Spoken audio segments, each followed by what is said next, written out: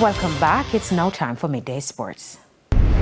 TVJ Sports track and field analyst Dwayne Excel says the decision by Shelly and Fraser Pryce to part ways with coach Ronaldo Walcott is surprising but not unexpected. Reporter Leighton Levy from Sportsmax TV broke the story on Wednesday morning that the 5-time world 100-meter champion has decided to part ways with Walcott and Elite Performance and is now in the process of putting together a coaching team to guide her for the 2025 season. It is also surprising because she's expressed so much confidence in Coach Walcott's ability to get her to the next level. And I think for her, there are not many coaches, whether locally or overseas, that have the credentials and the capabilities to get her back to that level that she believes she should be. And it's going to be interesting to see where she goes and who she decides to train with. But it's difficult to say, who exactly has the credentials, being a multiple-time world champion, in tip-top shape for another World Championship event.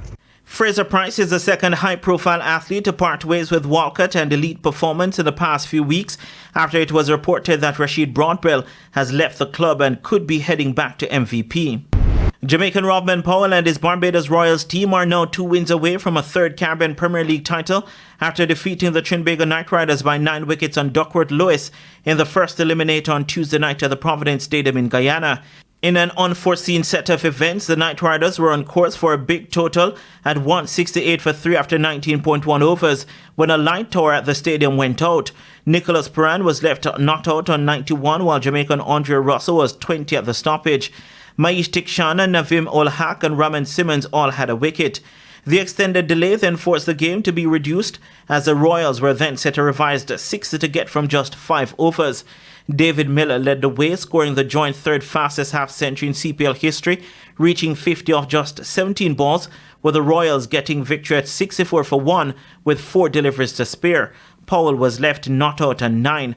The Royals now awaits the losers of tonight's qualifier between the St. Lucia Kings and defending champions Guyana Amazon Warriors. The winner of tonight's game will go straight to Sunday's final.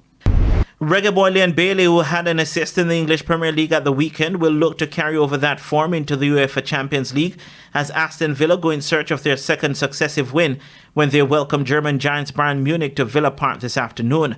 The match will be broadcast live on TVJ and hits 92 FM starting at 2 p.m. Reigning champions Real Madrid will also play away to Lille as 9 matches are scheduled for today.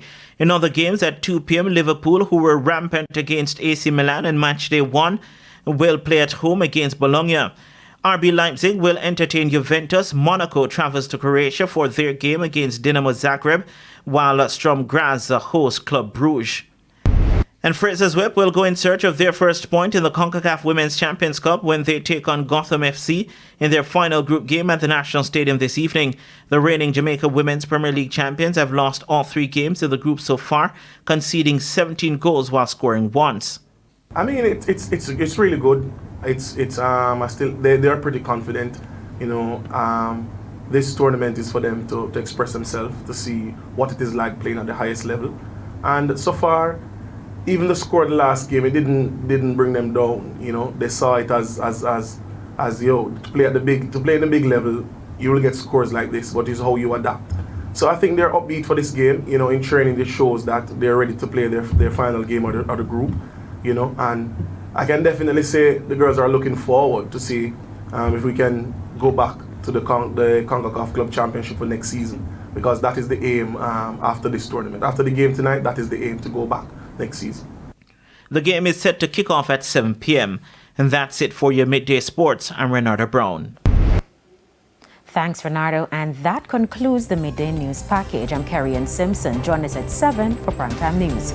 On behalf of the news, sports, and production teams, good afternoon.